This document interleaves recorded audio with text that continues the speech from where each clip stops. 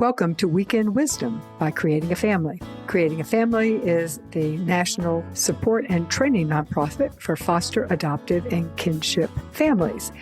Today's Weekend Wisdom is titled, Kids Do Well When They Can.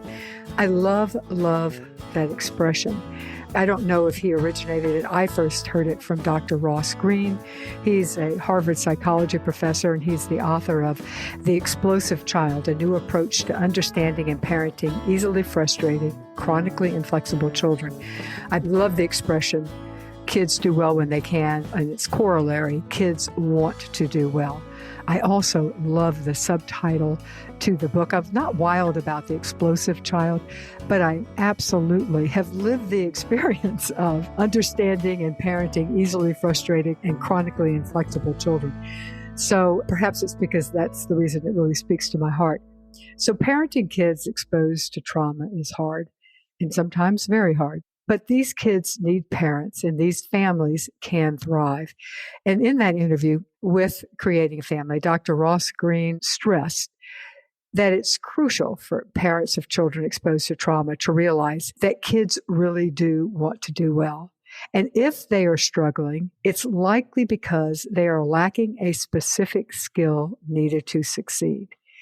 And in my life, it was revolutionary for me to shift my focus from the behavior itself to looking for the skill that the child was missing that was resulting in the behavior. So in the midst of dealing with a child whose behavior reflects their early life trauma, it's easy to think that the kid is intentionally driving you nuts because the kid may be driving you nuts. You may be going nuts. The intention part, however, that's likely not what the child is intending. And reframing their behavior to being a lack of a specific skill turns this into a teachable moment. And teachable moments give us power to help our kid improve. It was so hopeful for me when I was able to shift my perspective to understanding that. So in The Explosive Child, Dr. Greene lists a number of skills that, let's just say, behaviorally challenged kids might be lacking. And I'm going to list some of them because I think it's helpful. You're now a detective and you are trying to figure out what skill is my child missing that is resulting in the behaviors I'm seeing. And it could be any number of things. Here's some that he lists. Difficulty handling transition, shifting from one mindset or task to another. In my life and my family, that was a very big one. Another one, difficulty doing things in logical sequence or prescribed order, or poor sense of time. Or the child might have difficulty reflecting on multiple thoughts or ideas simultaneously. The child may be having difficulty considering the likely outcome or the consequences of an action. Therefore, they're impulsive. The child may have difficulty considering a range of solutions to a problem. They may be the type of kid who gets fixated on one thing and then just doesn't have the ability to bump over and to pull back and see more options. They could have difficulty managing emotional responses to frustration. And when you're frustrated, we all know it's really hard to think rationally. They may have difficulty deviating from the rules or routine. We've done it this way. So nope, now we need to go to the library now because if we don't, the library is going to be closed, but this is our routine. Some kids just don't make that transition well. Difficulty accurately interpreting social cues, not being able to read the room, as we say in our house. A child may have difficulty appreciating how he's coming across or being perceived by others, not being aware of how his behavior is affecting others.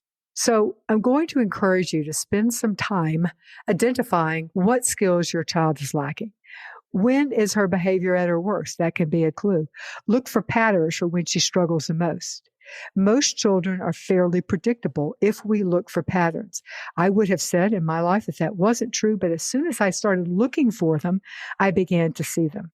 If you can shift your perspective to being a detective to identifying the skills that your child is missing, then you will stand a good chance of succeeding at helping your child and helping them improve.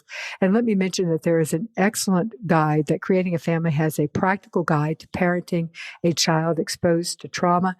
I cannot recommend it enough. It is such a good resource. And it's available on our website, creatingafamily.org.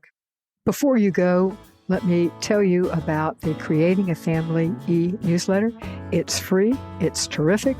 All you got to do is sign up for it, and you will every month get a newsletter in your inbox, and we curate 4 of the best resources that we have seen that month that would help you.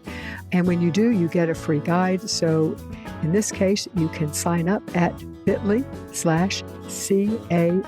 guide. That's bit.ly/CAF guide.